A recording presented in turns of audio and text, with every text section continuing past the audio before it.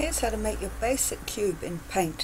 Firstly, you need to open Paint, so you hit the Windows key, start typing P-A-I, oh look, there it is, open, cool. Now we need to start our basic cube, so we're going to get a line and we're going to make it as thin as possible, and we're going to zoom in quite a bit so we can see the actual pixels, and then we click and drag to draw our line. If you move it sideways you'll notice when it's perfect. Then we need to draw our second line, which is the angle at the base of the cube. So I'm going to click away from that and then click and drag. Now this one is the tricky one. We need that line to be on the exact angle. So to get the angle right, I'm going to zoom you in a bit so you can see what I mean. Oops, where are we? Okay, this line, as long as it's got that tiny dot there, I can still move it. Once I click away from it, I won't be able to edit it anymore and I have to start the line again.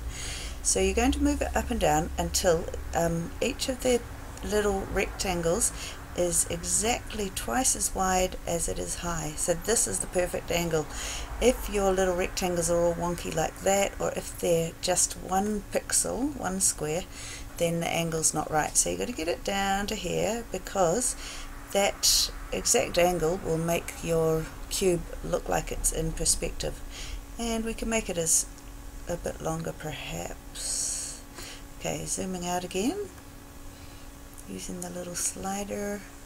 Okay, now that's far too wide for my line. I'm going to extend this line. I've already clicked away from it, but I'll just draw a new one.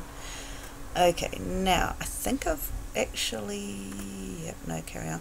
Okay, so the next thing, instead of drawing the line, we need a line on this side. Instead of drawing it again, we're going to sort of cheat, but not really, and that is we're going to copy and paste. So you need to grab the select tool, and I'll do this wrong the first time to show you what I mean.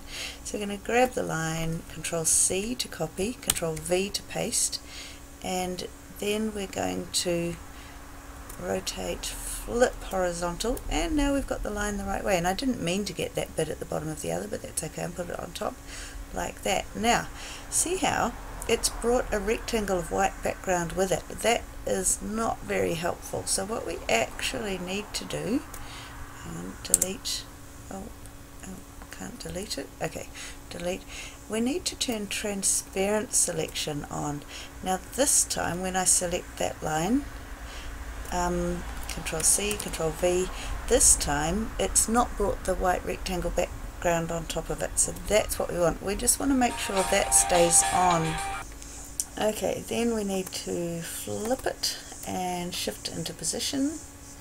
Now the whole thing, I need to do the top part of the cube, but it's going to hit the top of the screen, so I need to select the whole thing, shift it down a bit. Maybe I can zoom out a bit now that you've seen the pixels. Okay, then I'm going to get the whole bottom of the cube, Control C, Control V, and put that there. Oh, I still need to move it down even further. I know what. I'll zoom out again. Control, no, just drag, select and drag. Okay, and I've already got that little bit at the bottom of the cube selected, so I'm just going to go Control V again. This time I'm going to flip it vertically, which is up and down, and plonk it on there. Make sure the corners match up, and then we need to erase, and you can choose how thick your eraser is. Probably thick for the big chunky bits, but you need it quite little to get into those corners. So we're going to get rid of the bits of line that we don't need as part of our cube.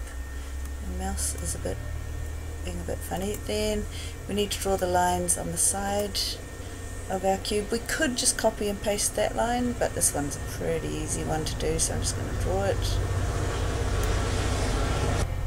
Same again with that one.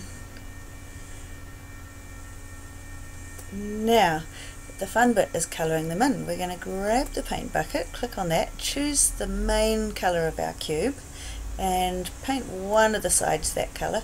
If the paint splurges out everywhere, it means you've got one of your corners not quite meeting up, so you want to zoom in and check that all your corners fully join. Then we need the roof of our cube, because imagine a real cube, the light would usually be hitting it from above. So I've clicked on that edit colors thing, and I'm just moving the slide, leaving the color the same, but clicking slightly higher up on the same slider, and go OK, and then paint the roof of the cube, and then again for the wall of the cube, the other wall of the cube, but to make it look more 3D, I'm going to go slightly lower down, so it's sort of 3 different shades of the same thing, and that is our basic cube.